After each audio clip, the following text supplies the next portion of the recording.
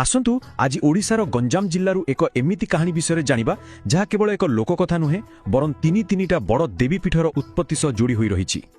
बलदिया तेली भारी सीधा साधा परिश्रमी लोकटिए तांकर दुनिया थिला तांको सगड़ आउ जंगल सेठू जिनिसपत्र आनी बजार रे बिकिले जाई घर चलुथला।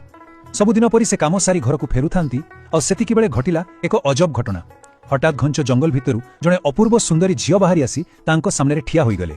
से अपरिचित झियोटी बलदियाଙ୍କୁ आश्रय पाई बहुत काकुति मिनती कले।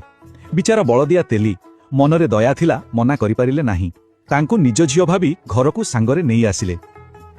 किछि दिन बीती गला पुणी दिने बलदिया जंगल रु फेरिले। एही झियो जहाकू से आश्रय देइथिले आउ से तांकरी सानो पुओ को काटिबाकू जाउछि।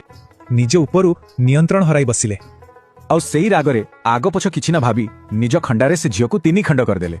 सेई रातिरे बलदिया तेलींको स्वप्नरे सेही मृत झियोटी आसिला, किंतु एथर तार रूप साधारण नथिला, पूरा दिव्य तेजरे झटकुथिला। आउ स्वप्नरे देवी कहिले मो ए माटीर आदि शक्ति मो तो पुअर किछि क्षति करू नथिली। ए सबु थिला मोर लीला, कारण मोर पूजा 3टा अलग अलग जगारे हेबार अछि। देवींको आदेश अनुसारे सेही शरीरर 3 खंडकू 3टी अलग जगारे स्थापना कले। देवींको मुंड बा मस्तक स्थापित हैला ब्रह्मपुर रे आउ सेठी से पूजा पाउछंती मां बुढ़ी ठाकुराणी नारे। तांकर गंडी अंश गला पित्तलकू जोठी से मां कुरेश्रणी भावे परिचित आउ बाकी अंश स्थापित हैला कविसूर्यनगर रे मां महामाई नामरे। तो देखिले तो जणे साधारण मनीष बलदिया तेलींको दया आउ भक्ति केमिति एते बड़ परंपरार मूलदुआ पकेला। आज भी गंजामर ए 3 मंदिर सेई गोटिए कहानीर साक्षी हेई ठिया हेइछंती।